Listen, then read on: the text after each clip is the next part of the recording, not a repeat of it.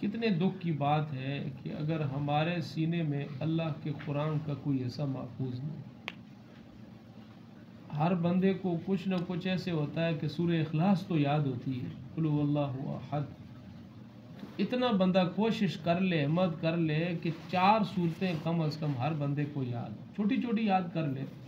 सूरह असर याद कर ले, सूरह कौसर याद कर ले, सूरह नसर याद कर ले, सूरह इखलास याद कर ले। छोटी छोटी सूरतें कम अज़ कम हर नमाज की हर रकत में अलग अलग सूरत तो बंदा पढ़ सके। सुनते 4 होती हैं, 4 रकातों में अलग अलग सूरत पढ़ ले। अगरचे एक सूरत के साथ भी नमाज हो जाती है, लेकिन आला दर्जा अलग अलग सूरत पढ़ मुस्ताहब अमल है।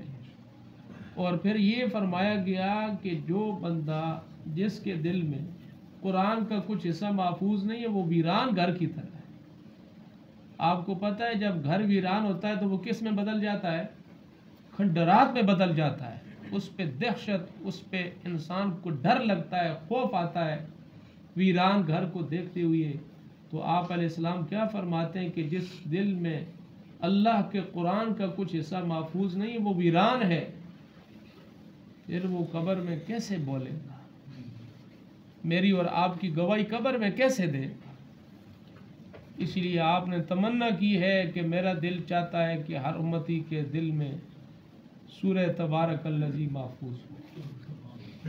सूरह तबारकल्लज़ी हर उम्मती के सीने में महफूज हो। जिसने रात को सोते हुए 11 आयात तिलावत कर ली, सारी रात की इबादत का सवाब मिले। अब 11 आयात कितनी बनती हैं? सूरह फातिहा में 7 आयतें हैं और सूरह इखलास की 4 आयतें हैं। 7 और 4। एक हदीस में ये भी आता है कि जिसने 10 आयतें पढ़ ली हैं, पूरी रात इबादत का सवाब कानितीन में शुमार हो, गाफिलीन से बच जाएगा, सारी रात की इबादत का सवाब मिले। इसीलिए कोशिश करें, थोड़ा थोड़ा करके, कतरे कतरे से दरिया बनता है। तो जब हम शुरू करेंगे याद करना तो अल्लाह करेगा एक वक़्त आएगा कि हमें याद हो जाएगा। बाज़ बंदे याद करते हैं लेकिन याद नहीं होता। ये भी सुन लें, अल्लाह की अदालत बड़ी करीम है, अल्लाह की रहमत बड़ी वसी है। अगर याद करेंगे नहीं होगा तो अल्लाह याद करने वालों में हमारा शुमार करे। ऐसी ज़ात है।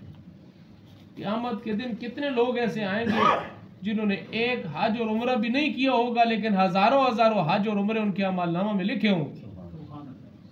वो इन ही अमाल की वजह से बाज़ दुआएं होंगी, बाज़ अमाल होंगी कि जो इंसान कर नहीं सकेगा।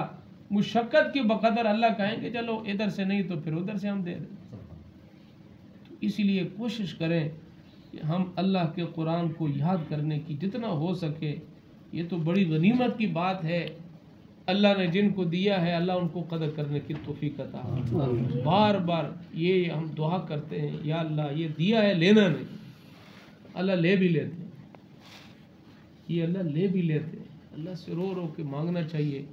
हम जैसे कह रहे हैं कि या अल्लाह तू ये नेमत दी है, अब वापस न लेना। या अल्लाह सारे मांगे बार बार कि या अल्लाह जो ईमान दिया है वापस न लेना। अगर इंसान मेहनत नहीं करेगा, जैसे हमारे हालात हैं, जैसे हमारा किरदार है, जैसे हमारा मुआशरा है, ईमान के लुटने का खतरा है। पल पल पे ईमान बिक रहा है, ईमान का सौदा लग रहा है। इसी वजह से ये जितनी चीज़ें हैं, इन चीज़ों से इंसान का ईमान बचेगा। कुरान पे मेहनत करेंगे, कुरान सीने को साफ करेगा, अंदर से नापाकी को निकालेगा। अल्लाह पाक से दुआ है कि अल्लाह कुरान की मोहब्बत हमारे दिल में डाले और कम अज़ कम हम छोटी छोटी सूरतें अपने सीने में महफूज कर लें। कुरान पाक की खुद भी याद करें और अपने बच्चों को भी याद करें।